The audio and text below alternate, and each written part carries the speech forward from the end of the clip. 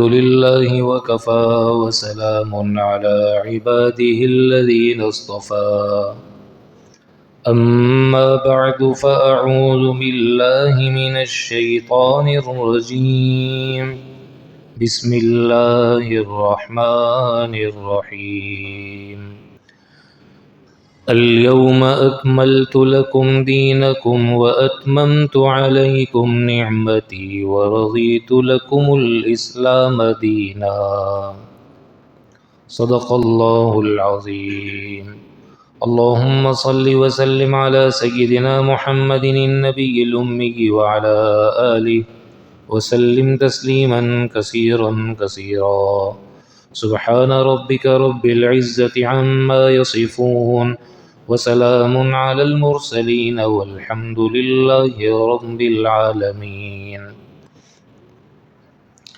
میرے محترم دوستوں اور بزرگوں، اللہ رب العزت نے ہمیں آپ علیہ الصلاۃ والسلام کی برکت اور بدولت انسانیت پر بہت بڑی فضیلت اور فوقیت عطا فرمائی۔ چنانچہ یہ امت تمام امتوں سے افضل ہے کیونکہ اس امت کا نبی تمام نبیوں سے افضل ہے۔ یہ امت تمام امتوں کی سردار ہے کیونکہ اس امت کا نبی تمام نبیوں کا سردار۔ یہ امت آخری امت ہے کیونکہ اس امت کا نبی آخری نبی ہے۔ اب اس نبی کے بعد دنیا میں کوئی سچا نبی پیدا نہیں ہوگا۔ ہاں، جھوٹے نبی آئیں گے پر سچا نبی پیدا نہیں۔ اور اس امت کو دیا گیا دین اور مذہب یہ بھی تمام دینوں سے، تمام مذہبوں سے بہتر ہے۔ اور کیوں نہ ہو، جس مذہب کے نام کا انتخاب اللہ خود کرتا ہے۔ ان الدین عند اللہ الاسلام، تمہارے مذہب کا نام اللہ نے، تمہارے دین کا نام اللہ نے اسلام رکھا ہے۔ اور اللہ قرآن کریم میں ارشاد فرماتا ہے الیوم اکملت لکم دینکم واتممت علیکم نعمتی ورضیت لکم الاسلام دینا، میں تمہارے صرف اور صرف اسلام پر عمل کرنے سے خوش ہوں گا۔ جب قرآن کریم کی آیت مبارکہ نازل ہوئی، اس وقت اللہ کے نبی حج کی عبادت اور حج کا فریضہ ادا فرما رہے تھے، اور اللہ کے نبی عرفات میں تھے کہ اللہ تعالیٰ نے یہ آیت کو نازل فرمایا۔ صحابہ اکرام کو اس پر بڑی خوشی ہوئی، چنانچہ حضرت عمر رضی اللہ تعالیٰ عنہ فرماتے ہیں اگر اللہ کی طرف سے عیدین کے دن مقرر اور متعین نہ ہوتے اور ان کی تعیین نہ ہوتی تو میں اس دن کو عید کے لیے مقرر کرتا جس دن اللہ نے اس آیت کو اتارا۔ لیکن چونکہ شریعت میں اللہ نے خوشی کے دن مقرر کیے ہوئے ہیں، اس میں کمی یا زیادتی نہیں ہو سکتی، اس لیے ہم مزید عید نہیں منا سکتے کسی بھی نام سے، تو اس لیے وہ دن ہمارا عام دنوں کی طرح ہے۔ حضرات صحابہ اکرام کو اس آیت کے اترنے پر اتنی خوشی کیوں تھی؟ اس لیے کہ میرے دوستو، جیسے ایک بچہ ہوتا ہے نا، تعلیم حاصل کرنے کے لیے کسی ادارے میں جاتا ہے، پھر ایک وقت آتا ہے کہ وہ گریجویشن کر کے باہر آ رہا ہوتا ہے، تو اسے سرٹیفکیٹ دی جاتی ہے، تو اس کے ماں باپ کو، اس کی فیملی کو، اس کو ایک خوشی محسوس ہو رہی ہوتی ہے کہ آج ہمارے بچے نے اپنے تعلیمی سفر کو مکمل کر لیا۔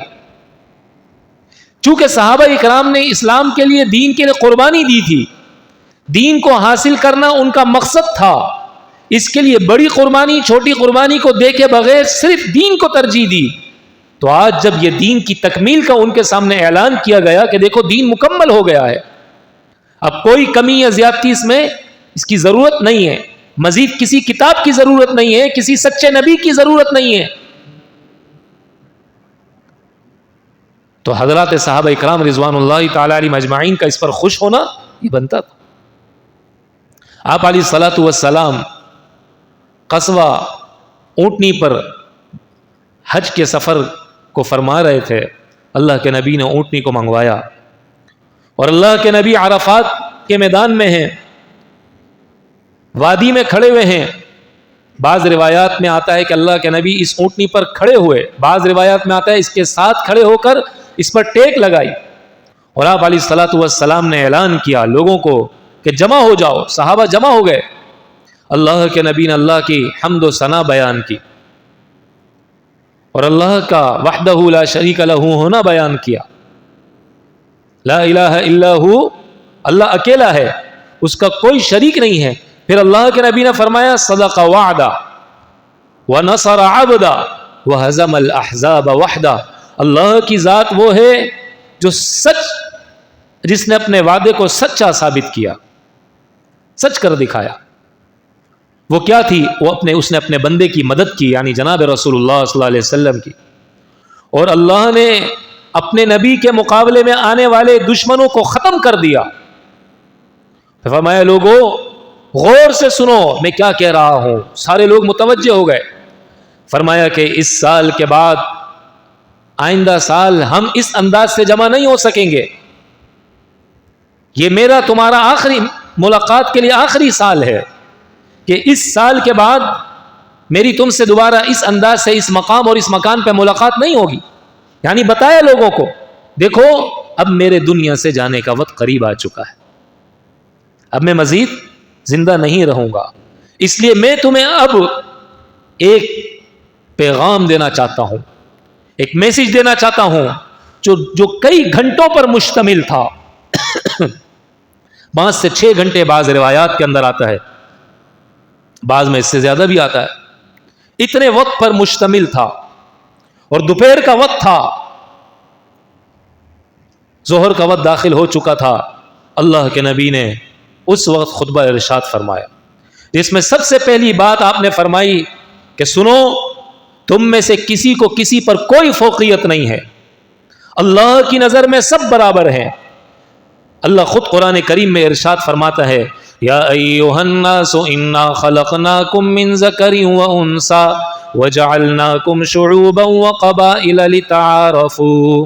اے لوگو میں نے تمہیں پیدا کیا، مردوں اور عورتوں تقسیم کیا تمہیں، اور تمہیں مختلف قبیلوں میں پیدا کیا. وہ یہ صرف تعارف کے لیے ہے، یہ فلاں قبیلے سے ہے اور یہ فلاں قبیلے سے ہے، اس کا تعلق فلاں خاندان سے، اس کا تعلق فلاں خاندان سے ہے. غور سے سنو اللہ کی نظر میں اس چیز کی کوئی اہمیت نہیں ہے. ان اکرمکم عند اللہ اتقاکم. اللہ کی نظر میں اگر تمہاری اہمیت ہو سکتی ہے، تمہاری حیثیت بن سکتی ہے، تو وہ تمہاری نیکی اور تمہارے تقوی کے بقدر بن سکتی ہے. اس بنیاد پہ تم اللہ کے نزدیک عزت حاصل کر سکتے ہو. لیکن میرا تعلق فلاں خاندان سے ہے اس لیے میری حیثیت ہونی چاہیے، اللہ کے یہاں یہ کوئی چیز معنی نہیں رکھتی. کسی عربی کو کسی عجمی پر، کسی عجمی کو کسی عربی پر، دیہاتی کو شہری پر، شہری کو دیہاتی پر، پڑھے لکھے کو ان پڑھ پر، کاروباری کو جاب کرنے والے پر، سیٹ کو نوکر پر، نوکر کو سیٹ پر، کسی کو کوئی فضیلت اور فوقیت نہیں ہے. ہاں فوقیت اس صورت میں ہے کہ جس کی زندگی میں تقوی ہو. جب زندگی میں تقوی ہو، نیکی ہو، اس صورت میں فوقیت. کسی کالے کو گورے پر کوئی فوقیت نہیں. ایک معیار ہے تقوی. تقوی اختیار کرو، اللہ کی نظر میں تمہاری اہمیت ہو جائے گی، تمہاری حیثیت بن جائے گی. اور پھر فرمائے لوگوں سنو تکبر نہ کرنا اور اپنی ابتدا کو غور سے سنو. سمجھو تم ایک آدم کی اولاد میں سے ہو اور آدم علیہ الصلوۃ والسلام کو اللہ نے مٹی سے پیدا کیا ہے. کیا مٹی کی سے بننے والا بھی اس قابل ہے کہ وہ تکبر کرے؟ کیوں تکبر کرتے ہو؟ تکبر ہرگز نہ کرو. پھر اللہ کے نبی نے فرمایا جاہلیت کے تمام معاملات کو میں اپنے پاؤں تلے رونتا ہوں. البتہ حج کے جو انتظامات کا معاملہ ہے جو قریش کے پاس ہے وہ قریش ہی کے پاس رہے. باقی اپنے آباء و اجداد کی باتوں کو لے کر چلنا یہ کام ہرگز نہ کرو. اس کی وجہ سے تمہاری کوئی حیثیت یا اہمیت نہیں بنے گی. ہاں یہ ہے کہ قریش کو اس وجہ سے فضیلت ہے کہ وہ حاجیوں کی خدمت کرتے ہیں، لیکن اس میں اس انداز سے پڑھ کر کسی کا حق دبانا کہ ہم حاجیوں کی خدمت کرتے ہیں، کسی کے ساتھ زیادتی کرنا، اس کی تمہیں بالکل اجازت نہیں ہوگی. اور یاد رکھنا کہ اس پر فخر کرنے کی وجہ سے یہ نہ سمجھو کہ قیامت والے دن تم اللہ کے دربار میں جب آؤ تو یہ سمجھو کہ ہم محمد الرسول اللہ صلی اللہ علیہ وسلم کے رشتہ دار ہیں، تو ہمیں کل یہ رشتہ داری کام آئے گی اور تمہارے پلے نیکی کچھ نہ ہو، ایسا نہیں ہوگا۔ بلکہ تمہیں اگر کل قیامت والے دن میری سفارش چاہیے، تم یہ چاہتے ہو کہ میں تمہاری سفارش کروں، تو تمہیں اپنے آپ کو اس کا مستحق بھی بنانا ہوگا، نیکیاں بھی کرنی ہوگی۔ ہاں نیکیوں میں کچھ کمی رہ جائے تو پھر اللہ کے حکم سے میں تمہاری سفارش کروں گا اور اللہ تمہارے حق میں کی گئی سفارش کو قبول کرے۔ لیکن اس امید پر کہ دنیا میں کوئی نیکی نہ کرو، ہماری رشتہ داری ہے محمد الرسول اللہ صلی اللہ علیہ وسلم سے، تو یہ تمہاری سوچ میرے کل قیامت والے دن تمہیں مجھے منہ دکھانے کے قابل نہیں چھوڑے گی کہ عمل کچھ نہ کرو، صرف یہ ذہن بنا کر بیٹھو، صرف میری رشتہ داری تمہیں کام نہیں آئے گی۔ وہ فرمایا ہر انسان کو زندہ رہنے کا حق ہے، مسلمان بھی زندہ رہے، کافر بھی زندہ رہے، زندگیاں ساتھ گزارو۔ ہاں کوئی کسی کا حق نہ دبائے، مسلمان نے اگر کسی کافر نے مسلمان کے ساتھ زیادتی کری ہے تو اس سے بدلہ لے سکتے ہو، لیکن اس کے ساتھ اس وجہ سے زیادتی کرنا، اس وجہ سے ظلم کرنا، اس وجہ سے اس کے ساتھ ناجائز معاملات کا کرنا کہ یہ تو غیر مسلم ہے، یا یہ تو گناہگار ہے، یا اللہ کا نافرمان ہے، یہ نبی کی سنتوں کو ذبح کرتا ہے، میں اس کا مال دبا لوں، میں اس کی زمین دبا لوں، میں اس کو فلاں نقصان پہنچا دوں، فلاں نقصان پہنچا دوں، تمہیں اس بات کی بالکل اجازت نہیں۔ اور سنو، تمہارا مال، تمہارا خون، تمہاری عزت، تینوں چیزیں بیان فرمائی، ایک دوسرے پر اسی طرح حرام ہے، اور ان کی حرمت اسی طرح اللہ کی نظر میں بہت زیادہ ہے۔ جس انداز سے، جس طریقے سے، جس طرح کی حرمت تمہارے دل میں آج کے دن کی ہے، ذی الحجہ کے مہینے کی ہے، عرفہ کے دن کی ہے، اس مقام کی ہے، بیت اللہ کی ہے، سنو اللہ کی نظر میں بیت اللہ سے زیادہ ایک مومن کی کے دل کا احترام ہے، ایک مومن کے مال کا مقام ہے، ایک مومن کی عزت کا احترام ہے۔ ایسا نہ ہو تم بیت اللہ کا تو حج کرنے کو اپنی سعادت سمجھتے ہو، اور مسلمان کی عزت ختم کرنے کو، مسلمان کے مال کو ختم کرنے کو، مسلمان کے دل کو توڑنے کو تم کوئی فکر ہی نہیں کرتے، کوئی احساس ہی نہیں کرتے۔ ایسا نہیں، آج ہر ایک چاہتا ہے میں حاجی بن جاؤں، زندگی بھر محنت کرتا رہتا ہے حاجی بننے کے لیے کہ بیت اللہ کو اپنی نظر سے اپنی آنکھوں سے دیکھ لوں، لیکن انسان بننا اس کے لیے لاکھوں روپے نہیں خرچ کرنے پڑتے، حاجی بننے کے لیے لاکھوں روپے خرچ کرنے پڑے، انسان بننے کے لیے کوئی تیار نہیں، جبکہ اللہ کی نظر میں، اللہ کے نبی کے قول کے بقول، اللہ کے نبی کے ارشاد کے بقول کہ اللہ کے یہاں مسلمان کی دل کی اہمیت بیت اللہ سے زیادہ ہے، بیت اللہ سے زیادہ۔ اس لیے میرے دوستو ہمیں اس بات کا بہت خیال کرنا چاہیے۔ فرمایا سنو، تمہیں اللہ سے ملاقات ہونی ہے تمہاری، اس دن کے لیے اعمال کر لو، اس دن کے لیے کچھ جمع کر لو، اس دن کے لیے کچھ اکٹھا کر لو۔ ایسا نہ ہو اللہ سے ملاقات کرنے کا تو تمہیں علم ہے، لیکن اس دن کے لیے تم کچھ تیاری نہ کر رہے ہو۔ اللہ سے ملاقات کرنے کے لیے پہلے سے تیاری کر لو، اور اس کے سامنے تم نے حاضر ہونا ہوگا۔ اس کے لیے کیا تیاری کی؟ اس کے سامنے حساب کتاب دینا ہوگا، کسی کا حق تو نہیں مارتے ہو، کسی کے ساتھ زیادتی تو نہیں کرتے ہو، کسی کے ساتھ غلط تو نہیں کرتے ہو، ایسا نہ ہو۔ اور سنو میرے بات، گمراہ نہ ہو جانا، فتنے میں نہ پڑ جانا، لڑائی میں نہ مبتلا ہو جانا، ایک دوسرے کی گردنیں مارنے لگو، کافر ہو جاؤ، غیر مسلم ہو جاؤ، دنیا کے مفاد کے خاطر قتل و غارت گری شروع کر دو، خانہ جنگی کے معاملات شروع کر دو۔ سنو، بہت اہتمام کے ساتھ شریعت کو فالو کرتے رہنا، اور یہ حرکت ہرگز نہ کرنا۔ اور آگے فرمایا لوگوں کے مال جو تمہارے پاس امانت ہیں، دیندار سمجھ کر، نمازی سمجھ کر، پرہیزگار سمجھ کر اس نے تمہارے پاس کوئی امانت رکھوائی، لکھت پڑھت نہیں کری، تو یہ نہیں کہ تم اس کا مال، اس کی امانت کو ہڑپ کر لو، اس کو دبا لو، اس کو غائب کر دو، اسے نہ دو، اس کا انتقال ہو گیا اس کے ورثاء کو نہ دو، نہیں، ایسا ہرگز نہ کرنا۔ تمہارے پاس جو امانت ہے یہ تمہیں پہنچانی ہوگی، یہ تمہاری ذمہ داری ہے، ورثاء کو دینی ہوگی اگر اس کا انتقال ہو گیا ہے تو۔ اور پھر فرمائے لوگوں سنو، مسلمان کا بھائی ہے، مسلمان کا بھائی ہے۔ اسلام کی نے ہمیں رشتہ داری عطا فرمائی، ایک دوسرے کا بھائی بنا دیا۔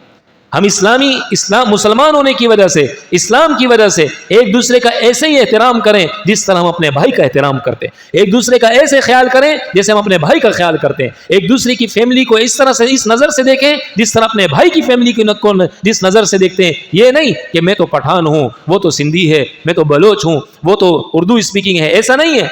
بلکہ ہم سب مسلمان ہیں، اور اسلام یہ درس دیتا ہے کہ اسلام کی وجہ سے، مسلمان ہونے کی وجہ سے ہماری ذمہ داری ہے کہ ہم ایک دوسرے کا خیال کریں اور ایک دوسرے کا احترام کریں اور ایک دوسرے کا دھیان رکھیں، ایک دوسرے کے کام آئیں، ایک دوسرے کی ضرورت پڑنے پر اپنے آپ کو پیش کریں کہ میں اس کے ساتھ کیا مدد کر سکتا ہوں، اس کے ساتھ کیا تعاون کر سکتا ہوں۔ تو مسلمان کا بھائی ہے۔ قومیت کی وجہ سے اور دوسری کسی نسبت کی وجہ سے اپنی رشتہ داری کو ظاہر کرنا، یہ تو کافر لوگوں کا کام ہے۔ اگر تم صحیح مسلمان ہو، تمہارے دل میں اسلام ہے، تو تم اسلام کی وجہ سے ایک دوسرے کے بھائی ہو، اسلام کی وجہ سے ایک دوسرے کے کام آؤ گے۔ اور پھر فرمایا سنو، ماں تحتوں کے ساتھ اچھا سلوک کرنا، جو خود پہنو انہیں پہناؤ، جو خود کھاؤ انہیں کھلاؤ۔ یہ نہیں کہ خود تو اچھا پہنتے ہیں ان کو ایسے بیکار، خود اچھا کھاتے ہیں ان کے لیے اتنی تنخواہ ہے کہ ایک وقت کی بھی روٹی ان سے پوری نہیں ہوتی، ایک وقت کی روٹی بھی ان کی پوری نہ ہو۔ یہ حجۃ الوداع کے موقع پر اللہ کے نبی کا درس ہے کہ سنو، وہ کھاؤ جو خود کھاتے ہو، وہ کھلاؤ جو خود کھاتے ہو، وہ پہناؤ جو خود پہنتے ہو، اور اپنے مزدور کو اتنی تنخواہ دو کہ یہ اپنا گزر بسر اس انداز کا کر سکے، اپنا گزر بسر اس انداز کا کر سکے۔ اب اسلام تو ہے نہیں، اسلامی تعلیمات کا پتہ کوئی نہیں، شریعت کا علم کوئی نہیں ہے، تو آج جو ہمارے اداروں میں بڑے بڑے لوگ بیٹھے ہوئے ہیں، ہماری اسمبلیوں میں جو لوگ بیٹھے ہوئے ہیں، جو ہمارے لیے قانون بناتے ہیں، ہمارے لیے بجٹ بناتے ہیں، وہ کبھی اس چیز کی رعایت ہی نہیں کرتے، وہ صرف ایک مخصوص طبقے کی رعایت کرتے ہوئے بجٹ پاس کرتے ہیں۔ کسی کمزور آدمی، کسی غریب آدمی کا ان کے دل میں کوئی احساس نہیں ہے۔ اسلام جو نہیں ہے، اسلامی تعلیمات سے آشنائی جو نہیں ہے۔ آج کل بجٹ کا معاملہ چل رہا ہے، ایک آدمی نے بڑا بہترین تبصرہ کیا، فرمایا اس سال کے بجٹ کا خلاصہ آپ کو بتاؤں کیا ہے؟ میں نے کہا کیا ہے؟ کہا اس نے یہ کہا کہ بابا اس سال کے پورے بجٹ کا خلاصہ یہ آپ کماؤ کھائیں گے، ہم کماؤ آپ کھائیں گے ہم۔ صحت کے لیے کیا بجٹ ہے؟ بجٹ میں کتنا حصہ مقرر ہے؟ وہ شافی۔ تعلیم کے لیے کیا ہے؟ ربی زدنی علما۔ اور غریب آدمی کے لیے کیا ہے؟ روزی کے لیے، غریب آدمی کے گھر کے لیے، گھر بار چلانے کے لیے کیا مقرر کیا گیا ہے؟ مزدور کی تنخواہ وغیرہ کتنی مقرر کی جائے گی؟ واللہ خیر الرازقین۔ بس یہ وظیفے پڑھتے رہو، اپنا سسٹم چلاتے۔ وجہ کیا ہے؟ اس لیے کہ میرے دوستوں ہم اسلامی تعلیمات سے بہت دور ہیں۔ جہاں نبی علیہ الصلوۃ والسلام کی تعلیمات آئیں گی، جب اللہ کے نبی کی معلومات آئیں گی، جب اللہ کے نبی کا بتلائے ہوئے یہ حکم ہمارے پاس آئے گا، پھر ہمارے لیے اس کے اوپر عمل کرنا آسان ہو جائے۔ کتنی عجیب بات فرمائی اللہ کے نبی، سنو، وہ کھلاؤ جو خود کھاتے ہو، وہ پہناؤ جو خود پہنتے ہو۔ سبحان اللہ، ماتحتوں کے ساتھ اس انداز سے۔ یہ تو غلام کی بات بتا رہے ہیں، اب تو غلام نہیں، ہم تو مزدوروں کے ساتھ کیا حال کرتے، ہم تو مزدوروں کے ساتھ کیا حال کرتے۔ اور پھر فرمائے جاہلیت کے تمام معاملات میں اپنے پاؤں تلے رونتا ہوں، چاہے وہ خون کے الزامات ہوں، چاہے وہ لڑائیاں جھگڑے کیوں نہ ہو۔ 120 سال تک ایک جنگ بعاث کے نام سے جنگ چل رہی تھی، جو کتے اور بلے پر شروع ہوئی تھی، اور خاندانوں کے خاندان اس پر مارتے تھے ایک دوسرے کو اور قتل کر دیا کرتے تھے۔ تو اللہ کے نبی نے فرمایا جو جس پر جو خون کا الزام ہے میں ان سب کو معاف کرتا ہوں۔ حارث بن ربیعہ ایک چھوٹا سا بچہ تھا، بنو سعد کا، قبیلہ بنو حذیل کے لوگوں نے یہ بچہ اپنی ماں کی گود میں دودھ پی رہا تھا، اس وقت اسے قتل کیا تھا، اور یہ لڑائی چل رہی تھی۔ اللہ کے نبی نے کہا میں اپنے خاندان کے اس خون کو معاف کرتا ہوں، آج کے بعد اسلام پر کوئی لڑائی نہیں ہوگی، کوئی جنگ نہیں ہوگی، کوئی کچھ نہیں پوچھے گا، اور میں اس چیز کو اپنے پاؤں تلے رونتا ہوں۔ چھوٹی چھوٹی باتوں پر باپ داداؤں سے جنگیں چل رہی ہیں، قتل کرتے ہیں، گولیاں مار دیتے ہیں ایک دوسروں کو۔ اتنا افسوس کی بات، نمازی ہے بلکہ دیندار ہے، اتنی بڑی بڑی داڑیاں ہیں میرے عزیزوں، تبلیغ میں بھی وقت لگایا ہوا ہے، لیکن پھر بھی گولی مارے گا، باپ داداؤں سے چل رہا ہے۔ ہم اللہ کے نبی کی تعلیمات سے دور ہیں، ہم فارمیلٹی پوری کرتے ہیں کہ اس سال کا میرا چلہ رہ گیا، اتنا میرا تبلیغ کا فلاں وقت ہو گیا، یہ کام مجھے کرنا تھا، اتنے دن لگانے تھے، وہ میں لگا لوں۔ اس سے میں نے تربیت کیا لینی ہے، اپنے آپ کو آگے کیسے بڑھانا ہے، تبدیل کیا کرنا ہے، یہ کوئی نہیں سوچتا۔ کتنا افسوس کی بات، پھر نتیجہ یہی نکلتا ہے، زندگی گلک جاتی ہے، زندگی گزر جاتی ہے، لیکن تبدیلی نہیں آتی، تبدیلی نہیں آتی۔ تو اللہ کے نبی نے فرمایا سب سے پہلے میں اس خون کو معاف کرتا ہوں، اور آگے فرمایا سود آج کے بعد نہیں چلے گا۔ چنانچہ سب سے پہلے میں اعلان کرتا ہوں حضرت عباس کے سود کا۔ حضرت عباس رضی اللہ تعالیٰ عنہ اربوں پتی آدمی تھے آج کے دور کے لحاظ سے۔ آپ علیہ الصلوۃ والسلام نے فرمایا سب سے پہلے میں اس کا معاف، لوگوں کو قرض دیا کرتے تھے، وہ سود پر لوگ واپس لوٹایا کرتے تھے، اللہ کے نبی نے فرمایا سب سے پہلے میں اسے معاف کرتا ہوں، حالانکہ وہ کروڑوں میں تھا، کروڑوں میں تھا، پھر بھی اللہ کے نبی نے فرمایا نہیں، ختم کرو اس کو۔ تو اسلام کی خاطر دنیا کو اڑانا یہ مسلمان کا کام ہے، اور دنیا کے خاطر اسلام کو آگے پیچھے کر دینا یہ مسلمان کا کام نہیں ہے۔ مسلمان تو دنیا کا کتنا ہی بڑا مفاد کیوں نہ ہو، اسلام اگر اجازت دیتا ہے تو قبول کرے گا، اسلام اجازت نہیں دیتا تو جوتے کی نوک پہ رکھ کے اسے اڑا کے رکھ دے گا۔ میرا اسلام مجھے اجازت نہیں دیتا، میں نہیں استعمال کر سکتا، میں نہیں اسے لے سکتا۔ آج کل لوگ آتے ہیں نا کچھ تبدیلی تو کرے، کچھ نرمی کرے نا، مفتی صاحب فتوے میں کچھ تبدیلی تو کرے۔ کیسے ہوگا آپ خود بتائیں؟ وہ مفتی کیا کر سکتا ہے؟ مفتی فتویٰ تبدیل کرے گا، شریعت تبدیل کرے گا، کیا کرے گا؟ شریعت طے ہے۔ اللہ کے نبی نے کروڑوں کا پروفٹ دکھا دیا کہ میں اس کو ختم کرتا ہوں، کروڑوں کا پروفٹ تھا، اللہ کے نبی نے اسے ختم کر کے دکھا دیا، بولا میں اپنے پاؤں تلے اسے دباتا ہوں، رون دیتا ہوں، اور آخرت کا اس سے بڑا بینیفٹ ملے گا۔ اور پھر اللہ کے نبی نے آگے فرمایا سنو، کوئی کسی نکاح والی عورت پر تہمت نہ لگائے، جو بچہ اس سے پیدا ہوا ہے وہ اسی شوہر کا ہے، وہ اسی کے شوہر کا ہے، تہمت نہ لگاؤ۔ ہاں اگر عورت کا بد چلن ہونا ثابت ہو جائے تو اس کے لیے قرآن کریم میں الگ احکامات لکھے گئے، ورنہ کسی کو الزام لگانے کی اجازت نہیں ہے۔ اور اس بات کا جواب آپ نے اللہ کو دینا ہوگا، اس بات کا جواب آپ نے وَحِسَابُهُمْ عَلَى اللَّهِ، اللہ کو دینا ہوگا۔ الزام لگانا بڑا آسان ہے، عورت پر تہمت لگانا بڑا آسان ہے، لیکن اللہ کو جواب دینا ہوگا۔ کسی عورت پر کیسے آپ تہمت لگا سکتے؟ اس سے نکاح کی اہمیت پتہ چلتی ہے، نکاح کی اہمیت پتہ چلتی ہے۔ پھر آگے فرمایا قومیت تبدیل نہ کرو، اللہ کے نبی نے فرمایا جو قومیت تبدیل کرے گا قیامت تک اللہ کی اس پر لعنت برستی رہے گی۔ دوسرے الفاظ میں یوں سمجھیے کہ اپنے باپ کو تبدیل نہ کرو۔ لوگ دیہات میں رہتے ہیں، شہر میں آتے ہیں، اپنی قومیت تبدیل کر دیتے تاکہ پتہ چلے کہ ہم بڑی قوم سے ہیں، تاکہ پتہ چلے ہم فلاں۔ بھائی اللہ کی نظر میں قومیت کا کوئی اعتبار نہیں، قومیت کی کوئی حیثیت نہیں، اللہ کی نظر میں صرف اور صرف نیکی کی اہمیت، تقوی کی وجہ سے تمہاری وقات ہوگی اور اہمیت ہوگی، اس کے علاوہ نہیں۔ اور پھر آگے اللہ کے نبی نے فرمایا سنو، قرض لی ہوئی چیز واپس کرو، یہ تمہارے اپنے اب تمہارے لیے حلال نہیں ہے کہ تم اسے دو نہ، واپس قرض لیا ہے اسے واپس کرو۔ اور جو ضامن ہے اگر یہ ادا نہیں کر رہا تو ضامن کی ذمہ داری ہے کہ یہ اس کو واپس کے لوٹائے، لوٹانے کا بندوبست کرے۔ یہ بڑا اہم ہے حجۃ الوداع کا خطبہ، ساری زندگی کا گویا اللہ کے نبی کا خلاصہ ہے۔ پھر آگے فرمایا ضامن ذمہ دار ہے، کسی سے زبردستی مت کرو۔ آج کل زبردستی گفٹ لیتے ہیں، ہدیے لیتے ہیں، دوست یاروں کی گیدرنگ ہوتی ہے، کسی دوست کو پھنسانے کے لیے تو نے یہ کیا، اب تیری ذمہ داری ہے تو ہم سب کی دعوت کرے گا، یہ حلال نہیں ہے۔ آپ کھا حلال چیز رہے ہیں لیکن وہ طریقہ کار حرام ہے جو جس نے اس حلال کو بھی حرام کر دیا ہے، جس نے اس حلال کو بھی حرام کر دیا۔ زبردستی ہدیے نہ لو، مالی جرمانہ نہ لگاؤ کسی پر، یہ جائز نہیں ہے شریعت کے اندر۔ پھر آگے اللہ کے نبی نے میاں بیوی کے حقوق بتائے، شوہر کو بھی کہا تمہارے ذمہ بھی حقوق ہیں، بیویوں کو بھی کہا تمہارے ذمہ بھی حقوق ہیں۔ بیوی کے ذمہ کیا حق ہے کہ شوہر جس شخص کو ناپسند کرتا ہے بیوی اسے اپنے گھر میں نہ آنے دے، اپنی عزت کی حفاظت کرے، اس کے مال کی حفاظت کرے، اس کی اجازت کے بغیر اس کے مال کو اپنی اور اپنی اولاد کے علاوہ خرچ نہیں کر سکتی۔ یہ نہیں کہ شوہر کا مال ہے فلاں رشتہ دار کو بھی دے رہی ہے، فلاں رشتہ دار کو بھی دے رہی ہے، فلاں کو بھی دے رہی ہے، فلاں کو بھی دے رہی، بالکل شریعت میں اس کی اجازت نہیں۔ اس کے مال کی حفاظت اس کی ذمہ ہے۔ ہاں اگر وہ اس کے اپنے ضروری خرچے کے لیے، اس کی اولاد کے ضروری خرچے کے لیے نہیں دے رہی تو پھر بھی لے سکتی۔ اللہ کے نبی کے پاس ایک عورت آئی کہ یا رسول اللہ میرا شوہر کنجوس ہے، نہیں دیتا خرچہ۔ آپ نے فرمایا تو اس کی جیب سے نکال لے گا، اسے پتہ نہ چلے تو، فرمایا تو نہ اس کو نہ پتہ چلے پھر بھی تیرے لیے حلال ہے، پھر بھی تیرے لیے حلال ہے، ضروری خرچہ لے سکتے۔ اور پھر مردوں کو کہا کہ سنو عورتوں کا خیال کرو، ان پر ظلم نہ کرو، تم نے لفظ نکاح کے ذریعے ان کو اپنے لیے حلال کیا ہے، تم ان کے مالک نہیں بن گئے ہو کہ ان کے ساتھ زیادتی اور ظلم کرو۔ نکاح کی بدولت، نکاح کی برکت سے تمہارے لیے حلال ہے، نکاح کی برکت سے تمہارے لیے حلال ہے، ان کا خیال کرو۔ یہ اتنی بڑی قربانی دے کر تمہارے گھر میں آئے ہیں، تمہاری چوکھٹ پہ انہوں نے ساری زندگی گزارنی ہے، ان کے ساتھ ظلم نہ کرو۔ ہاں عورت بد چلن ہے اسے سمجھاؤ، اس کو اس انداز سے سزا دو کہ اس سے ڈانٹ ڈپٹ ہو، یہ نہیں کہ اسے مارنے لگ گیا، اس کا ہاتھ ٹوٹ گیا، اس کا پاؤں زخمی ہو گیا، اس کا سر زخمی ہو گیا، ورنہ اس سے بستر الگ کر لو، پھر بھی نہ سمجھے پھر طلاق دے دو، پھر چھوڑ دو۔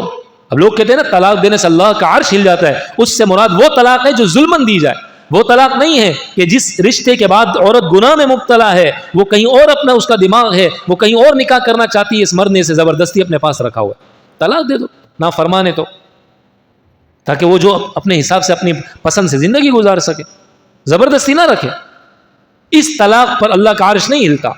اور پھر آپ علیہ الصلوۃ والسلام نے فرمایا سنو میں تمہارے لیے کتاب اللہ اور سنت رسول اللہ چھوڑ کے جا رہا ہوں، جب تک تم اس پر عمل کرتے رہو گے ہمیشہ کامیاب رہو گے، اس میں کوئی زیادتی نہ کرنا، کوئی کمی نہ کرنا، اس کو بگاڑ نہ دینا، اس کو خراب نہیں کر دینا، جس طرح ہے اسی پر اسی انداز سے عمل کرنے کی کوشش کرنا۔ اور پھر اللہ کے نبی نے فرمایا سنو شیطان بت پرستی اب عرب میں نہیں قائم کر سکتا، ایسا نہیں ہو سکتا کہ سارا عرب دوبارہ بت پرست بن جائے، ہاں اتنا ضرور ہوگا یہ شارٹ کٹ تلاش کریں گے، دین میں شارٹ کٹ تلاش کریں گے۔ آج کل ہم دیکھ رہے ہیں نا شارٹ کٹ تلاش کرتے ہیں سارے، مختصر کیا ہے، لمبی چوڑی نہیں، مختصر بتاؤ، فرض پڑھ لیا سنتیں چھوڑ دی، 10 رکعتیں تراویح پڑھ لی، 10 رکعتیں چھوڑ دی 20 رکعت کی جگہ، یوں کر لیا۔ یہ میں آپ کو 2 مثالیں دے رہا ہوں، سینکڑوں مثالیں اس قسم کی ہیں، آپ جا کے دیکھیں۔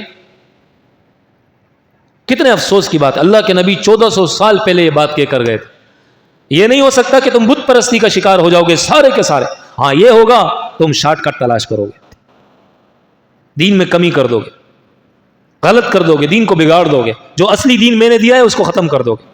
اللہ کے حقوق مکمل کرو، نمازوں کا اہتمام کرو، روزے رکھو، زکوٰۃ فرض ہو جائے تو ادا کرو، حج کا اہتمام کرو، جتنے اللہ نے حکم دیے ہیں سارے اللہ کے حقوق ادا کرتے رہو، اور پھر اس انداز سے زندگی گزارنے کے بعد خوشی خوشی موت کے پیالے کو پیو اور خوشی خوشی جنت میں داخل ہو جاؤ، سلامتی کے ساتھ اللہ کی بنائی ہوئی جنت میں داخل ہو جاؤ۔ اور سنو ہر مجرم اپنے جرم کا خود ذمہ دار ہے، یہ نہیں ہو سکتا شوہر جرم کرے بیوی کو اٹھا کے لے جائے، یہ نہیں ہو سکتا بیٹا جرم کرے باپ کو اٹھا کے لے جاؤ، یہ نہیں ہو سکتا ایک بندہ جرم کرے اس کے دوسرے بھائی کو آپ اٹھا لو، جس نے جرم کیا ہے وہی اس کا ذمہ دار ہے۔ آج ہمارے ملک کے اندر ایسا قانون ہے جو شریعت کے اس قانون سے ٹکراتا ہے، جو شریعت کی اس بات سے ٹکراتا ہے، اس کی کوئی حیثیت نہیں ہے۔ شریعت کہتی ہے جس نے جرم کیا ہے وہی اپنے جرم کا ذمہ دار ہے، جس نے نہیں کیا اس کو کیوں اٹھاتے؟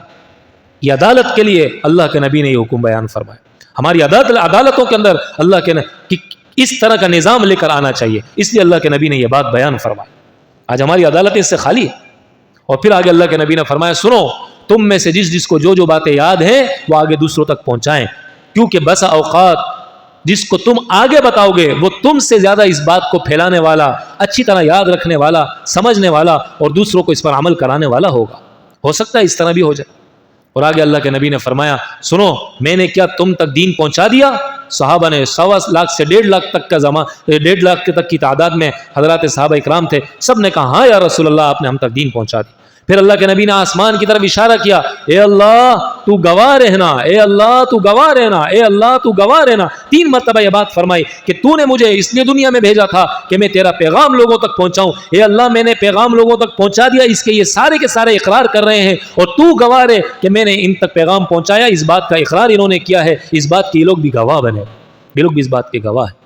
تو میرے دوستو اس انداز کا اللہ کے نبی نے ایک فصیح بلیغ خطبہ دیا جس کا میں نے مختصر خلاصہ آپ حضرات کے سامنے رکھا۔ اللہ کرے اللہ تعالی ہم سب کو اللہ کے نبی کی زندگی کے مطابق 100% اپنی زندگی گزارنے کی اور شریعت کے اور اسلام کے اور دین کے مطابق گزارنے کی توفیق عطا فرمائے۔ وآخر دعوانا ان الحمد للہ رب العالمین۔